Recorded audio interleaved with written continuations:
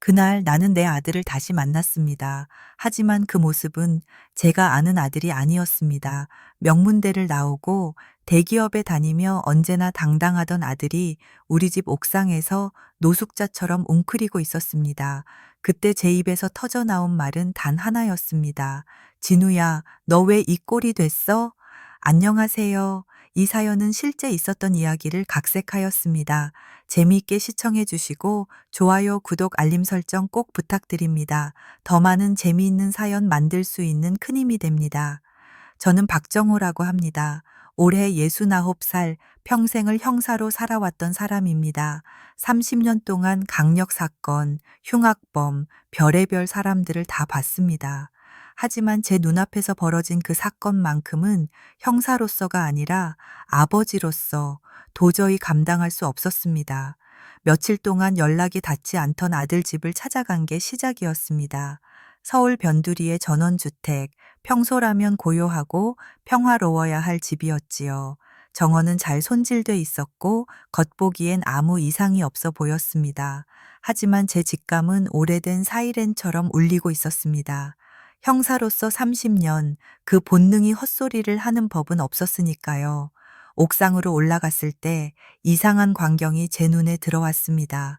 구석에 초록색 텐트 하나가 덩그러니 서 있었습니다. 그 앞에는 날꽃대 묻은 운동화 한 켤레가 가지런히 놓여 있었습니다. 아들 집 옥상에 웬 텐트, 웬 운동화, 순간 등골이 오싹했습니다. 조심스레 다가가니 텐트 지퍼가 반쯤 열려 있었고 그 틈새로 시큼하고 눅눅한 냄새가 흘러나왔습니다. 숨을 고르며 나는 낮게 물었습니다. 누구 있어요? 대답은 없었습니다. 천천히 허리를 숙여 텐트 안을 들여다봤습니다. 어둠 속 누군가 웅크린 채 앉아있는 실루엣이 보였습니다. 얼굴은 고개를 숙여 가려져 있었지만 턱 아래로 덥수룩한 수염이 삐져나와 있었습니다. 순간 심장이 철렁 내려앉았습니다. 이건 분명 노숙자의 몰골이었습니다. 하지만 여긴 내 아들 집 옥상이었습니다. 도대체 언제부터 여기 있었던 거야?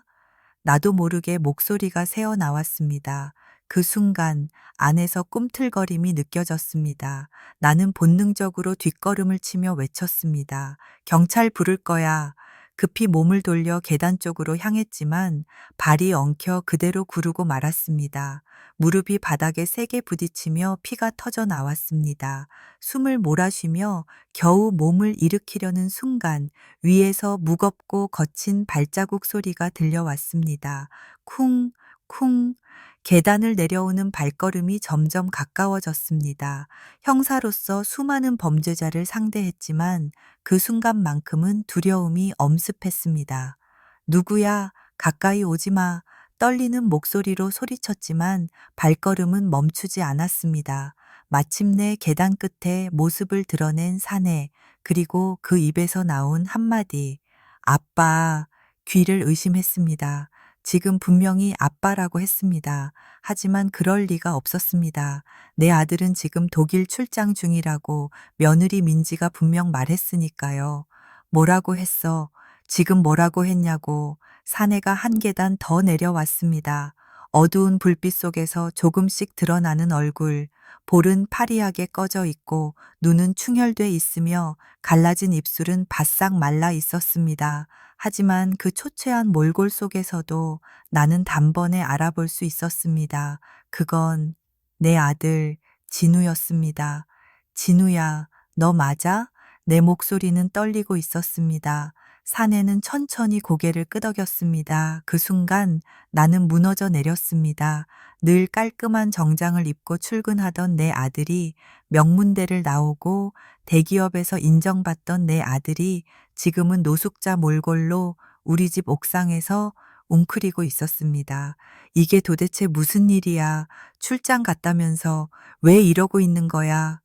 분노, 충격, 슬픔, 감정이 뒤엉켜 목이 메었습니다. 진우는 벽에 기대 주저앉으며 입을 열었습니다. 아빠, 그냥 모른 척하고 가세요. 그 한마디는 내 심장을 후벼 팠습니다. 뭐라고? 이 꼴을 두고 내가 모른 척을 해? 당장 말해. 무슨 일이야?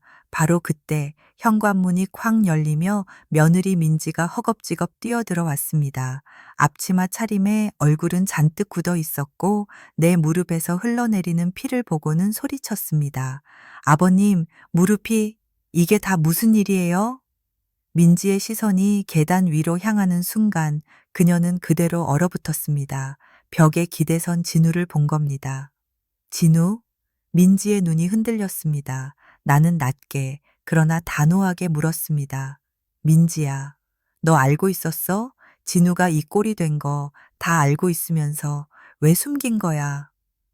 민지는 고개를 숙인 채 흐느꼈습니다. 그 모습이 오히려 모든 걸 말해주고 있었습니다. 민지는 고개를 떨군 채 어깨를 들썩이며 울고 있었습니다. 아버님, 죄송해요. 정말 죄송해요. 그녀의 목소리는 갈라져 있었지만 그 안에는 두려움이 묻어 있었습니다. 나는 난간을 붙잡고 간신히 몸을 일으켰습니다. 무릎은 여전히 욱신거렸지만 고통 따위는 중요하지 않았습니다. 지금 내 앞에 아들이 망가진 채 서 있었으니까요. 진우가 왜 이런 꼴이 됐는지 지금 당장 말해. 숨기지 말고. 전부 내 목소리는 차갑게 떨리고 있었습니다. 민지는 두 손으로 얼굴을 감싸더니 결국 무릎 꿇듯 바닥에 주저앉았습니다. 그리고 흐느끼는 소리 사이로 겨우 말을 짜냈습니다.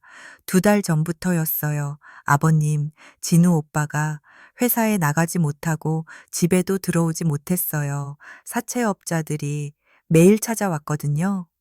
순간 머릿속이 하얘졌습니다. 사채, 뭐라고 했냐 지금? 민지는 눈물을 닦으며 고개를 끄덕였습니다. 네, 보이스피싱을 당했어요. 그걸 만회하려고 급전을 구하다가 잘못된 데서 돈을 빌린 거예요. 처음엔 2천만 원이라더니 한 달 만에 3천, 5천, 순식간에 눈덩이처럼 불어났어요. 나는 믿을 수 없다는 듯 진우를 바라봤습니다. 그는 여전히 벽에 기대 고개를 떨군 채 아무 말도 하지 않았습니다. 진우야, 사실이야. 네가 그런 놈들한테 손을 댔다고? 진우는 천천히 고개를 들었습니다. 퀭한 눈동자, 피로에 절은 얼굴. 아빠, 미안해요. 정말 죽고 싶었어요.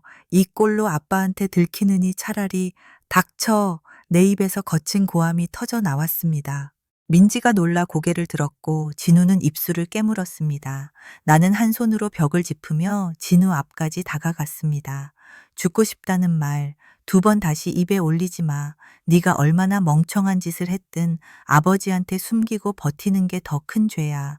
네가 내 아들인데 내가 왜 모른 척해야 해. 진우의 눈에서 눈물이 터져 흘러내렸습니다.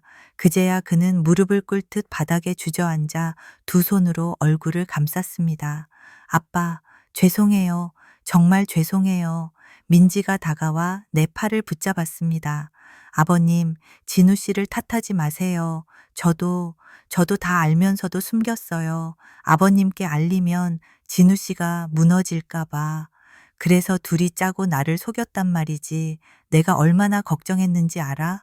부산에서 기차 타고 올라오는 내내 혹시 아들이 죽은 건 아닐까 별별 생각이 다 들었다. 내 목소리는 분노와 슬픔으로 갈라졌습니다. 민지는 흐느낌을 참지 못하고 손으로 얼굴을 가렸습니다. 그때 아래층에서 현관문이 요란하게 열리는 소리가 들렸습니다. 쿵! 낯선 남자들의 거친 목소리가 복도에 울려 퍼졌습니다. 여기 맞지? 김진우 집. 빚 안 갚고 숨어 있으면 뭐 답 나오지. 나는 눈빛이 번뜩였습니다. 형사로서 몸에 밴 본능이 되살아났습니다. 이놈들이구나.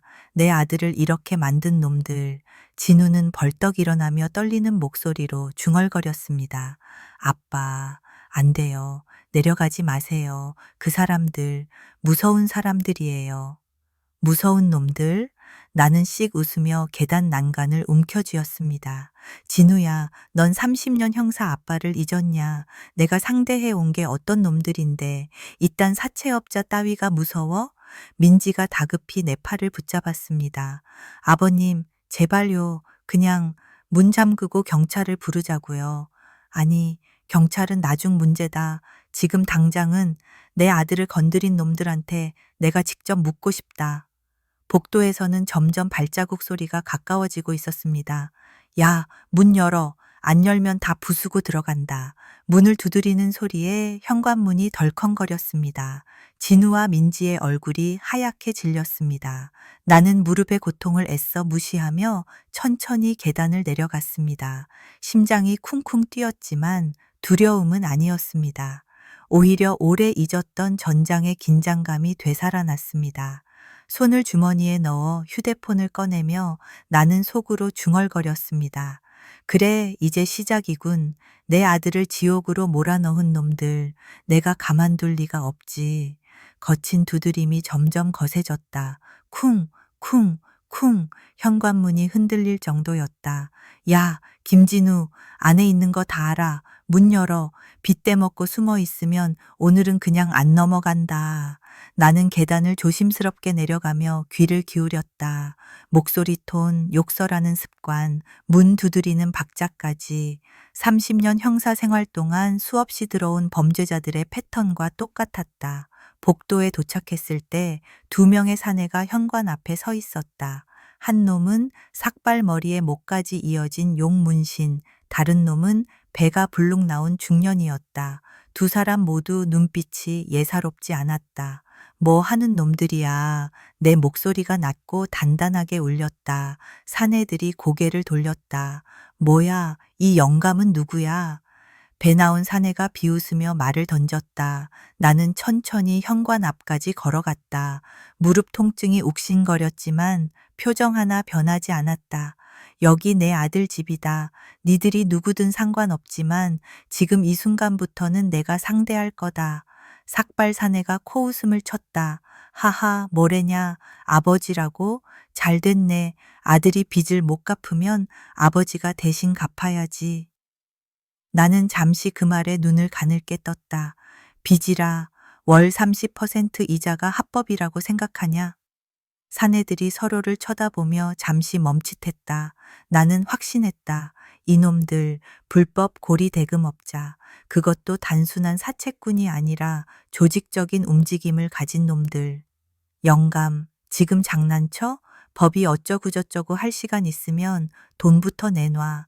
오늘이 마지막 기회야. 배 나온 사내가 현관문을 발로 차며 소리쳤다. 문이 덜컹거리자 위층에서 민지의 비명 같은 신음이 흘러나왔다.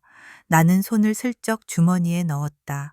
그 안에는 오래전 은퇴할 때 받은 경찰 신분증이 있었다. 비록 효력은 없었지만 지금 나에게 필요한 건 신분증이 아니라 30년의 경험과 직감이었다. 돈은 없다. 하지만 대신 너희 목숨값은 오늘 치르게 될 거다. 내가 낮게 말하자 삭발 사내가 이를 드러내며 앞으로 다가왔다. 에이, 영감, 까불지 말고 비켜. 우린 오늘 진우 새끼 데리고 가야겠어. 그 순간 내 몸은 본능적으로 움직였다. 나는 삭발 사내의 손목을 낚아채며 꺾었다. 으악! 비명이 복도를 울렸다. 순간 배 나온 사내가 주먹을 날려왔다. 나는 고개를 살짝 돌려 턱을 스치듯 피한 뒤 어깨로 들이받았다. 쾅! 그의 등이 현관문에 세게 부딪히며 휘청거렸다. 지금이라도 꺼져라. 아니면 너희 이름과 얼굴 다 기록해서 경찰에 넘긴다. 나는 이를 악문채 낮게 으르렀다. 사내들은 잠시 움찔했지만 금세 다시 비웃음을 되찾았다. 이 영감, 보통은 아닌가 본데. 근데 알아둬라. 우린 혼자가 아니다. 뒤에는 큰 형님들이 있어. 그래, 네 아들 이미 우리 조직에 찍혔어. 어디 도망가도 못 살아. 그 순간 위층에서 진우가 계단을 내려왔다. 아빠, 제발 그만하세요. 내가 나갈게요. 민지가 뒤따라 내려오며 눈물을 흘렸다. 안 돼요, 진우 씨. 절대 안 돼. 나는 손을 내저으며 그들을 막았다. 진우, 멈춰. 넌 피해자야. 잘못한 건 이놈들이지. 그러자 삭발 사내가 코웃음을 치며 외쳤다. 피해자? 피해자는 무슨, 지가 먼저 돈 빌려달라고 기어왔으면서 급하다고 사정사정했잖아. 맞지? 나는 그 말에 번개처럼 반응했다. 그 말 지금 다시 해봐라. 녹음 중이니까 주머니 속에서 휴대폰 녹음 버튼이 켜져 있었다. 순간 사내들의 표정이 굳었다. 뭐야, 이 영감 진짜 뭐 하는 놈이야? 나는 조용히 입꼬리를 올렸다. 30년 동안 형사였다. 너희 같은 놈들 수도 없이 상대해 봤지. 순간 분위기가 싸늘하게 가라앉았다. 사내들은 욕설을 내뱉으며 뒷걸음질 쳤다. 젠장, 괜히 엮였네. 형님한테 보고해야겠다. 그들은 서로 눈빛을 교환하더니 서둘러 계단을 내려갔다. 현관문이 쾅 닫히고 복도에 고요가 찾아왔다. 진우와 민지는 여전히 긴장한 얼굴로 나를 바라보고 있었다. 나는 깊게 숨을 몰아쉬었다. 무릎 통증이 다시 몰려왔지만 마음은 오히려 차분했다. 이제 알았다. 놈들 그냥 사채업자가 아니다. 조직이 움직이고 있어. 그리고 보이스피싱 피해자를 노린 거다. 진우는 입술을 깨물며 떨리는 목소리로 물었다. 아빠, 그럼 이제 어떻게 해야 해요? 나는 굳게 대답했다. 숨을 필요 없다. 우리가 숨어야 할 이유는 없어. 내 후배들이 아직 현직에 있다. 놈들, 내가 반드시 잡아낸다. 민지가 눈물을 훔치며 고개를 끄덕였다. 아버님, 저희 이제 어떻게 하면 될까요? 나는 계단 난간을 꽉 쥐며 말했다. 이제부터 전쟁이다. 내 아들을 망가뜨린 놈들, 그리고 그 뒤에 있는 놈들까지 끝까지 추적해서 무너뜨릴 거다. 진우는 여전히 고개를 떨군 채였다.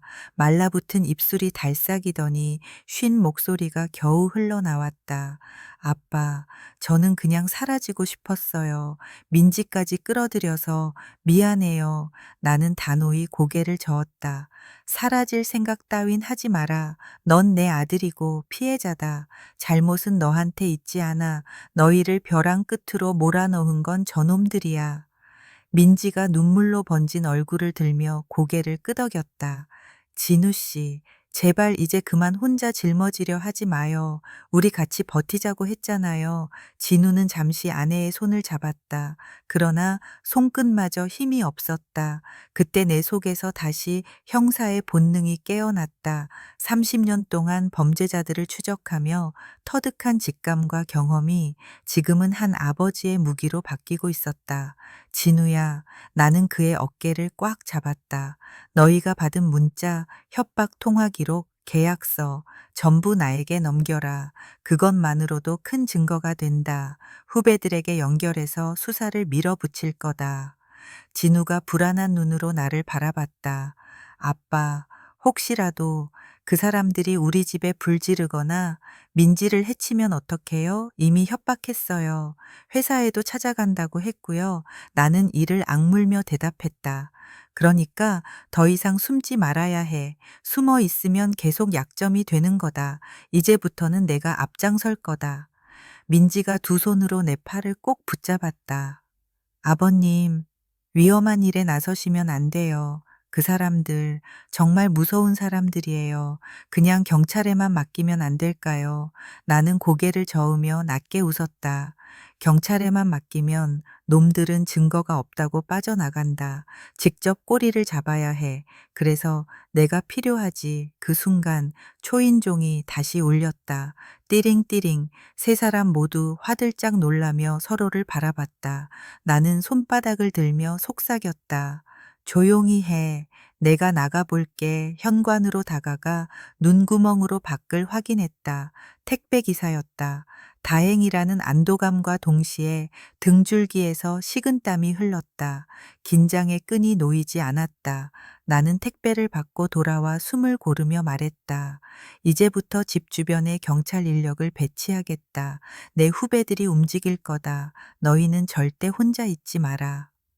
그날 밤 진우와 민지가 간신히 잠든 뒤에도 나는 창가에 앉아 한숨도 못 잤다. 거리의 가로등 불빛이 아들의 창백한 얼굴을 비추는 걸 보면서 내 속에서는 분노가 끓어올랐다. 놈들 반드시 내 손으로 잡아내겠다. 다음 날 아침 나는 경찰서에 전화를 걸었다. 석준이 있나? 강력계 석준 수화기 너머로 들려오는 익숙한 목소리. 선배님, 정말 오랜만입니다. 긴 얘기할 시간 없다. 내가 직접 찾아가마 서울 종로경찰서, 은퇴한 지 5년 만에 다시 밟는 건물 앞에서 나는 잠시 숨을 골랐다. 현관을 지나 복도를 걸어갈 때 땀내와 담배 냄새, 쉴 새 없이 울리는 전화벨 소리, 모든 것이 여전히 그대로였다. 석주는 회의실에서 나를 맞이했다. 선배님, 아드님 일 들었습니다. 힘드시죠? 나는 곧장 가방에서 서류를 꺼내 테이블 위에 펼쳤다. 협박 문자, 불법 계약서, 계좌 기록까지. 석준이 서류를 넘기며 미간을 좁혔다. 월 30%, 이건 완전히 불법입니다. 게다가 협박 문자는 처벌 사유로 충분해요. 나는 조용히 고개를 끄덕였다. 놈들, 보이스피싱 피해자를 노린 것 같지 않나? 석준의 표정이 굳었다. 맞습니다. 사실 요즘 피해자 명단이 조직에 흘러들어가고 있다는 첩보가 있었어요. 확실한 증거는 없었지만 내 직감이 틀리지 않았다. 석준아, 놈들을 내 집으로 유인하자. 내가 직접 상대하마. 현행범으로 잡아야 한다. 선배님, 위험합니다. 위험은 내가 감수한다. 내 아들 문제니까. 석주는 깊은 한숨을 내쉬며 고개를 끄덕였다. 역시 선배님답네요. 알겠습니다. 팀 꾸려서 대기하겠습니다. 회의실을 나서며 나는 오래전 기억을 떠올렸다. 흉악범들을 잡으러 뛰어다니던 날들, 그때의 피가 다시 끓고 있었다. 집으로 돌아왔을 때 진우는 여전히 불안한 눈빛으로 나를 바라봤다. 아빠, 정말 괜찮으시겠어요? 나는 그의 어깨를 두드리며 말했다. 너는 그저 당당히 서 있기만 해라. 죄를 진 건 너희가 아니라 놈들이니까. 그날 저녁, 민지가 식탁 위에 조심스럽게 밥을 올려두며 중얼거렸다. 아버님, 오늘따라 밥맛이 쓰네요. 나는 젓가락을 내려놓으며 단호히 말했다. 민지야, 두려워하지 마라. 이제부터 우리 집을 흔드는 건 끝이다. 창밖에는 서서히 밤이 내려앉고 있었다.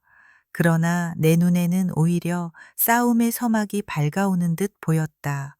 놈들과의 전쟁, 이제 본격적으로 시작될 참이었다. 그날 밤 나는 방 안에 불을 끄고 창가에 서서 바깥을 지켜보았다. 가로등 불빛 아래 비친 골목길은 고요했지만 그 고요 속에는 언제 들이닥칠지 모르는 불청객의 기척이 숨어 있는 듯했다. 내 손에는 작은 단추 모양의 녹음기가 쥐어져 있었다. 석준이 직접 건네주며 혹시 모를 상황에 대비해 항상 켜두셔야 합니다. 라고 신신당부했던 그것. 진우는 거실 소파에서 웅크린 채 잠에 들지 못하고 있었다. 민지는 그의 옆에서 억지로라도 웃음을 지으며 손을 잡아주려 애썼지만 두 사람의 눈가에는 깊은 불안이 드리워져 있었다. 나는 그들에게 다가가 조용히 말했다. 걱정 마라. 이제 내가 앞에 나섰다. 너희는 더 숨을 필요 없어. 진우가 갈라진 목소리로 대답했다. 아빠 정말 괜찮으실까요? 그 사람들 보통 사람들이 아니에요. 나는 그의 눈을 똑바로 바라보았다. 내 아빠가 어떤 사람인지 알잖아. 30년 동안 어떤 놈들을 상대해 왔는지. 이번 놈들은 내 눈엔 그저 비겁한 잡범에 불과하다. 민지가 울먹이며 물었다. 그래도 만약 일이 잘못되면 저희가 더 큰 짐을 안게 되는 건 아닐까요? 나는 고개를 저으며 단호하게 잘라 말했다. 절대 그런 일 없을 거다. 놈들은 이미 내 손바닥 위에 있어. 그 순간 휴대전화가 울렸다. 석준이었다. 선배님, 패턴 파악했습니다. 놈들이 이틀 간격으로 들이닥치고 있습니다. 내일 오후쯤 또 움직일 가능성이 높습니다. 나는 낮게 대답했다. 좋다. 내일이면 끝내자. 전화를 끊고 나서도 한동안 창밖을 응시했다. 내 가슴 깊은 곳에서는 두 가지 감정이 동시에 소용돌이쳤다. 하나는 오랜만에 느껴보는 추적의 짜릿함, 다른 하나는 한 아버지로서 느끼는 참을 수 없는 분노였다. 다음 날 오후 2시, 현관 밖에서 거칠게 문을 두드리는 소리가 울렸다. 쿵쿵쿵, 어제와 똑같은 목소리였다. 돈 준비했겠지? 문 열어. 거실에서 진우와 민지가 훔친 몸을 떨었다. 나는 손짓으로 조용히 하라는 신호를 보냈다. 그리고 천천히 현관으로 걸어가 체인을 걸어둔 채 문을 살짝 열었다. 스킨헤드 사내와 배가 불룩 나온 남자, 그리고 처음 보는 젊은 놈 하나까지 3명이 서 있었다. 그들의 눈빛은 사납고 입가에는 잔인한 웃음이 배어 있었다. 아이고, 어제보다 태도가 달라졌네. 돈 준비했나 보지? 배불뚝이가 비웃듯 말했다. 나는 일부러 떨리는 목소리를 내며 연기했다. 네, 조금은 준비했습니다. 들어와서 얘기하시죠. 놈들은 기다렸다는 듯 신발도 벗지 않고 거실로 들어섰다. 젊은 놈이 주변을 두리번거리며 말했다. 형, 이 집 꽤 괜찮은데요. 팔면 몇 억은 나오겠네. 스킨헤드가 냉소를 흘리며 내게 다가왔다. 할머니, 아니 아버님, 괜히 시간 끌면 안 돼. 오늘 못 받으면 내일은 며느리 데리고 가야 해. 그 순간 내 속에서 불꽃 같은 분노가 치솟았지만 나는 꾹 참았다. 지금은 증거를 확보해야 할 때였다. 나는 준비해둔 가방을 열어 돈 뭉치처럼 보이는 꾸러미를 꺼내 테이블 위에 올려놓았다. 위아래는 진짜 지폐였지만 속은 하얀 종이였다. 500만 원밖에 못 구했습니다. 제발 시간을 더 주세요. 내 목소리는 불안한 듯 떨리고 있었지만 눈빛은 그들을 똑똑히 담아내고 있었다. 안경에 장착된 카메라가 모든 장면을 기록하고 있었으니까. 놈들이 돈을 집어들자마자 현관이 벌컥 열렸다. 경찰이다. 움직이지 마. 석준과 형사들이 들이닥쳤다. 놈들이 허둥지둥 달아나려 했지만 이미 복도와 창문 쪽에는 대기하던 형사들이 막아서고 있었다. 스킨헤드가 눈을 부릅뜨며 소리쳤다. 이게 뭐야? 함정이잖아. 나는 차갑게 대답했다. 그래, 함정이다. 하지만 내 놈들이 판 덫에 내 놈들이 걸린 거지. 젊은 놈이 발악하며 테이블을 엎으려 했으나 형사 둘이 달려들어 제압했다. 배불뚝이는 바닥에 주저앉아 두 손을 들며 중얼거렸다. 젠장, 재수 없게 형사 출신을 만나다니. 나는 그의 눈앞에 다가가 낮게 속삭였다. 재수가 없는 게 아니라 죗값을 치를 때가 된 거다. 형사들이 새 놈에게 수갑을 채우는 동안 거실 구석에서 진우와 민지가 눈물 섞인 숨을 내쉬었다. 나는 그들에게 다가가 단호히 말했다. 끝났다. 이제 너희를 괴롭히던 그림자는 사라졌다. 하지만 내 속에서는 또 다른 싸움이 시작되고 있었다. 보이스피싱과 불법 사채의 연결고리, 그 뿌리를 뽑지 않는 한 또 다른 진우가 생겨날 테니까 나는 형사들과 함께 나가며 속으로 다짐했다. 이 전쟁은 이제 막 시작일 뿐이다. 경찰차 뒷좌석에 실려가는 놈들을 바라보며 나는 주먹을 꽉 쥐었다. 체포는 시작에 불과했다. 놈들이 입을 다물면 사건은 단순 폭력과 불법 대부로만 끝날 것이다. 그러나 나는 이미 알아차렸다. 이들의 뒤에는 훨씬 더 큰 보이스피싱 조직이 숨어 있다는 것을. 석준이 다가와 낮은 목소리로 말했다. 선배님, 이번 체포로 증거는 확보했습니다. 하지만 조직의 윗선까지 파고들려면 시간이 필요합니다. 나는 고개를 끄덕였다. 시간은 내가 만들어주마. 놈들이 자백하도록 밀어붙여야 한다. 그날 밤 집으로 돌아오자마자 진우가 나를 붙잡았다. 아빠, 저 사람들 잡히는 거 봤어요. 근데 이게 정말 끝일까요? 그 뒤에 더 무서운 놈들이 있는 건 아닌지. 나는 그의 어깨를 단단히 붙잡았다. 맞다. 그 뒤에 더 큰 놈들이 있다. 하지만 네 잘못이 아니다. 넌 피해자일 뿐이야. 절대 죄책감 갖지 마라. 민지는 눈물을 흘리며 고개를 끄덕였다. 어머님, 아니 아버님, 저희 앞으로 어떻게 살아야 할지 막막해요. 회사에서도 진우 씨가 무단 결근한 걸 알고 있을 텐데. 나는 두 사람을 바라보며 마음이 아려왔다. 그 지옥 같은 2달 동안 얼마나 고통스러웠을까. 그러나 아직 끝난 게 아니었다.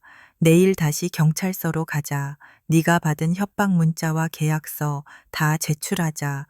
피해자로서 보호받아야 한다. 이제 숨을 이유는 없다. 다음 날 우리는 경찰서로 향했다. 복도에서 마주친 형사들이 나를 보며 놀란 듯 인사를 했다. 선배님, 어제 정말 대단했습니다. 아직도 그 눈빛이 살아계시네요. 나는 짧게 웃으며 대꾸했다. 가족이 걸린 일이니까요. 조사실 안으로 들어가자 구속된 놈들 중 한 명이 유리창 너머에서 보였다. 스킨헤드였다. 그는 여전히 기세등등한 표정을 짓고 있었지만 나는 그의 눈 속 깊은 곳에서 두려움을 읽어냈다. 석준이 나에게 속삭였다. 저놈, 입을 안 열고 버티고 있습니다. 우린 정당한 대부업체다 같은 소리만 하고 있죠. 나는 잠시 생각하다가 조용히 말했다. 내가 들어가 보겠다. 조사실 문이 열리고 내가 들어서자 스킨헤드의 눈이 번쩍 커졌다. 이 노인네, 아직도 뭐 하러 왔어? 나는 그 앞에 앉아 천천히 눈을 마주했다. 너희가 아무리 발뺌해도 소용없다. 카메라에 다 찍혔다. 협박, 폭행, 불법 이자까지. 그리고 나는 고의로 말을 멈췄다. 스킨헤드가 미묘하게 눈썹을 꿈틀거렸다. 그리고 뭐?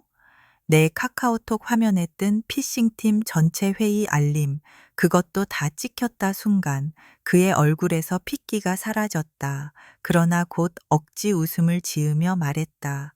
그거 그냥 장난으로 만든 방이야. 나는 코웃음을 쳤다. 30년 동안 별의별 놈들을 다 상대해 봤다. 내 같은 거짓말은 한눈에 보인다. 자백하는 게 네 목줄을 조금이라도 가볍게 하는 길이다. 스킨헤드는 아무 말도 하지 않았다. 하지만 그의 손가락이 미세하게 떨리고 있었다. 나는 속으로 확신했다. 이미 균열이 생겼다. 조사실 밖으로 나오자 석준이 고개를 끄덕였다.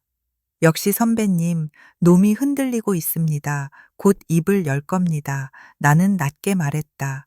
시간을 끌지 마라. 이 사건 오래 두면 또 다른 피해자가 나온다. 그날 밤 집으로 돌아와도 긴장이 풀리지 않았다. 진우와 민지는 억지로라도 따뜻한 국을 끓여 나를 앉혔지만 숟가락을 들 때마다 머릿속은 내일의 계획으로 가득했다. 이제 단순한 가족의 문제가 아니었다. 수백 명의 피해자들이 있었고 그중 몇몇은 극단적인 선택을 했다는 이야기도 들려왔다. 나는 혼잣말처럼 중얼거렸다. 진우야, 네가 당한 고통이 헛되지 않게 할 거다. 아빠가 끝까지 파헤쳐서 이놈들 뿌리를 뽑아버릴 거야. 창밖으로는 늦가을 바람이 불어와 낙엽이 흩날리고 있었다. 그 바람 소리 속에서 나는 다시 형사였던 시절의 나 자신을 떠올렸다. 피해자들을 지키기 위해 밤새 뛰어다니던 그때처럼 이제 다시 싸워야 할 때였다. 그리고 나는 다시 마음속으로 다짐했다. 이 싸움은 절대 물러서지 않는다. 내 아들을 지키는 일, 그리고 또 다른 누군가의 아들을 지키는 일, 그것이 내가 살아있는 이유다. 다음 날 아침 나는 종로 경찰서 강력계 복도를 다시 걸었다. 벽마다 걸린 오래된 액자와 바쁘게 뛰어다니는 후배 형사들의 모습이 낯설지 않았다.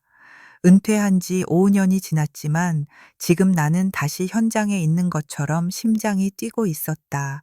석준이가 회의실 문을 열며 말했다. 선배님, 오늘 중요한 정보가 들어왔습니다. 어제 잡힌 놈 중 한 명이 결국 입을 열었습니다. 나는 자리에서 일어나 성큼성큼 안으로 들어갔다. 회의실 안에는 몇 명의 형사들이 둘러앉아 있었고 테이블 위에는 두툼한 사건 파일이 쌓여 있었다. 석준이가 종이를 넘기며 설명했다. 스킨헤드 녀석이 결국 조직의 이름을 털어놨습니다. 청해파라는 이름을 쓰고 있고 사실상 보이스피싱과 불법 대부를 동시에 운영하는 범죄 집단입니다. 피해자는 최소 200명 이상, 피해액은 수십억 원에 달합니다. 나는 주먹을 불끈 쥐었다. 내 아들만 당한 게 아니었군. 이대로 두면 더 많은 가정이 파탄 날 거다. 한 형사가 덧붙였다. 문제는 윗선입니다. 놈들이 직접 돈을 걷지 않고 계좌와 대포폰을 여러 단계 거쳐 세탁해 버립니다. 현금이 어디로 흘러가는지 추적하기가 어렵습니다. 나는 천천히 고개를 끄덕였다. 결국 돈 받는 현장을 덮쳐야 하는 거군. 석준이가 조심스럽게 말했다.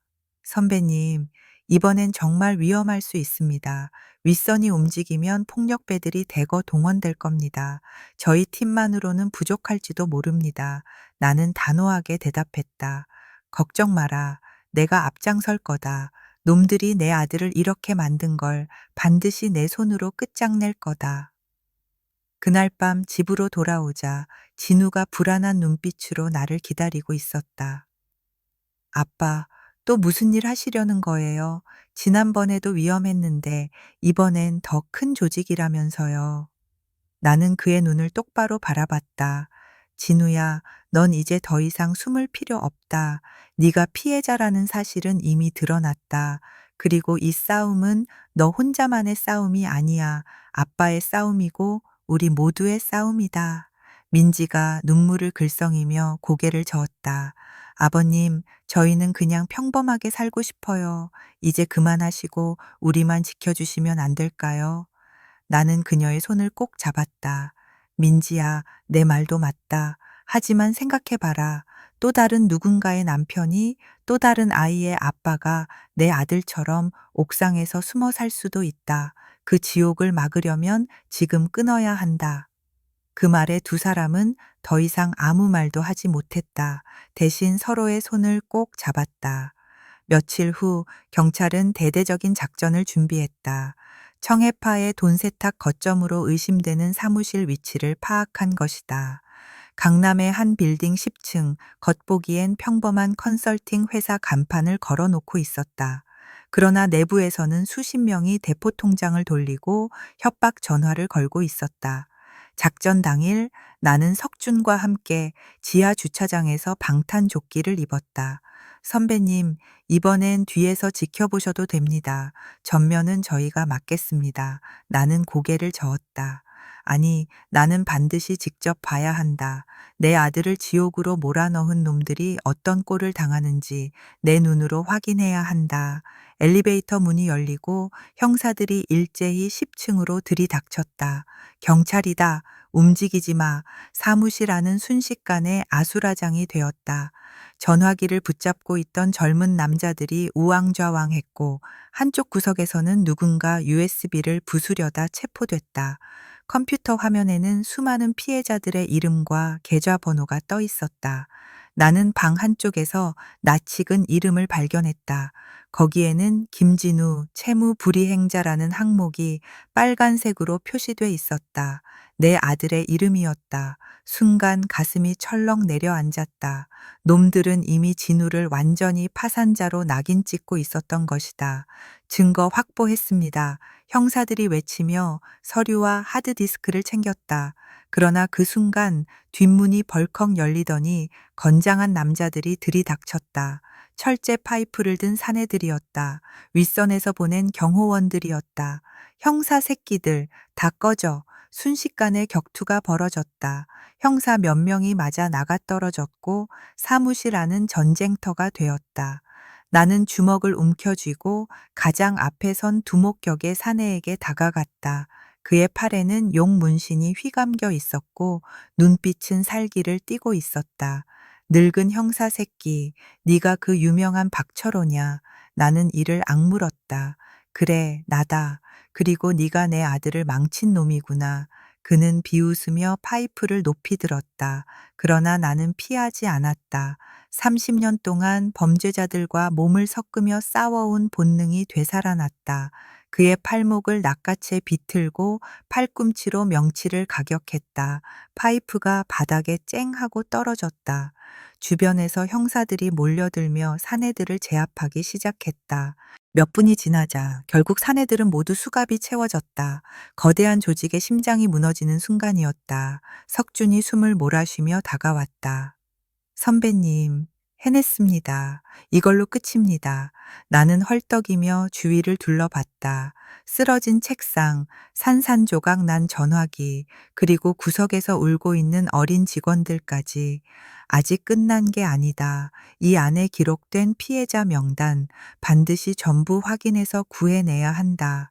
내 아들처럼 절망 속에 있는 사람들이 아직도 많을 거다. 석준이 고개를 끄덕였다. 알겠습니다. 피해자 전원 보호 절차에 들어가겠습니다. 밖으로 나오자 이미 저녁 노을이 지고 있었다. 붉게 물든 하늘을 올려다보며 나는 깊은 숨을 내쉬었다. 놈들은 잡혔다. 하지만 내 가슴속 허전함은 여전했다. 진우가 옥상에서 떨며 지냈던 2달, 그 고통을 지워줄 수는 없었다. 그러나 이제라도 새로운 시작을 할 수 있겠지. 나는 스스로에게 속삭였다. 민수야, 아니 진우야, 이제 두려워하지 마라. 네 아빠가 모든 걸 끝냈다. 이제부터는 네가 다시 살아갈 차례다. 작전이 끝난 지 사흘째 되는 날, 나는 다시 경찰서로 향했다.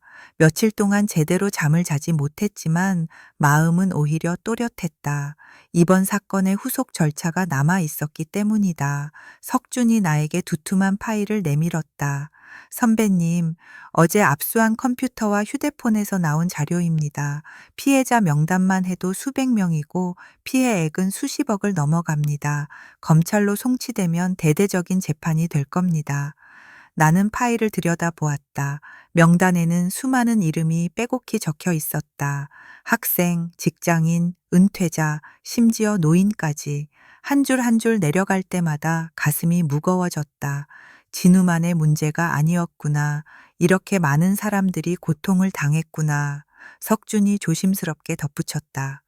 특히 젊은 피해자들 가운데는 극단적인 선택을 한 사람도 많습니다.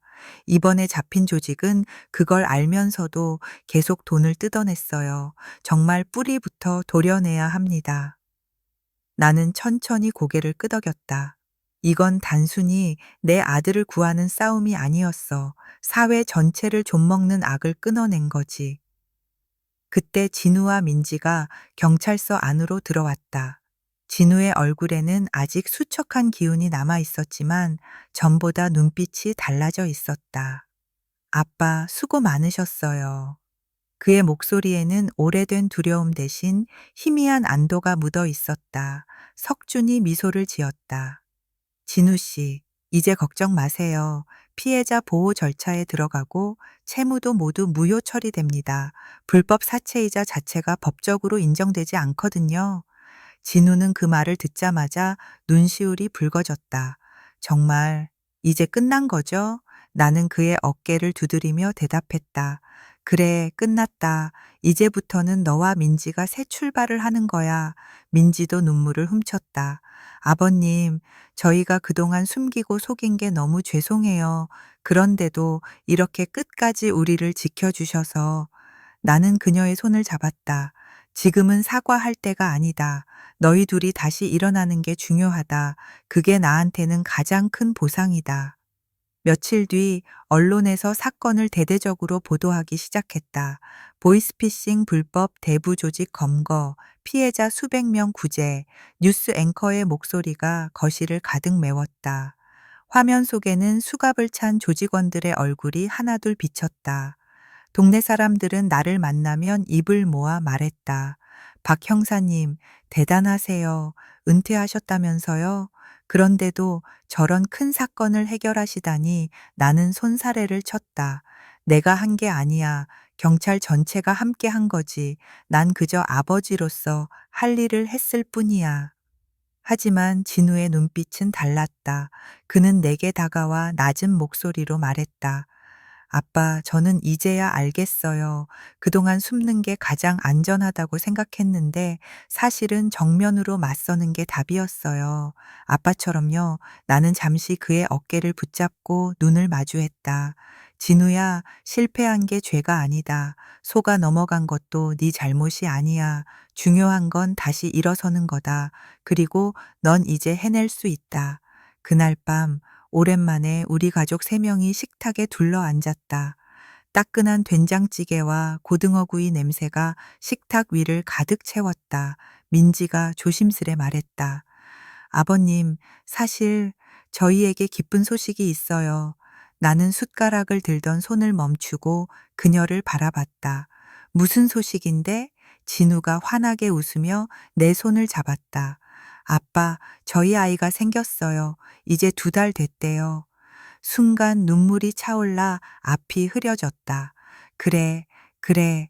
이 험한 세상 속에서도 새로운 생명이 자라나고 있었구나. 나는 떨리는 손으로 2사람의 손을 덮었다. 이번 아이는 우리 모두의 희망이다. 이름도 태명으로 희망이라고 부르자꾸나. 민지가 눈물을 글썽이며 고개를 끄덕였다. 희망이, 네, 너무 좋아요. 아버님 창밖에는 봄 햇살이 따스하게 내려앉아 있었다. 몇 달 전까지만 해도 절망과 두려움으로 가득했던 우리 집에 이제는 새로운 희망이 깃들고 있었다. 나는 속으로 조용히 다짐했다. 민수야, 그리고 진우야, 이제 아빠의 싸움은 끝났다. 남은 시간은 너희의 미래를 지키는 데 쓰겠다. 시간은 빠르게 흘러 어느덧 반년이 지났다. 사건이 종결되고 조직원들은 줄줄이 법정에서 중형을 선고받았다. 언론에서는 여전히 보이스피싱과 불법 대부업 이야기를 다루며 사회적 경각심을 일깨웠고, 그 사건의 중심에 우리 가족이 있었다는 사실을 아는 사람들은 고개를 끄덕이며 나에게 인사를 건넸다. 박 형사님, 덕분에 우리 사회가 조금은 안전해진 것 같아요. 정말 큰일 하셨습니다. 은퇴해도 형사님은 여전히 형사십니다. 나는 그럴 때마다 고개를 저었다. 내가 한 게 아니라 내 아들을 지키려다 보니 여기까지 온 것뿐이요. 그러나 마음 한구석에서는 그래도 아직 세상에 보탬이 될 수 있다는 사실이 묘한 자부심으로 자리 잡고 있었다.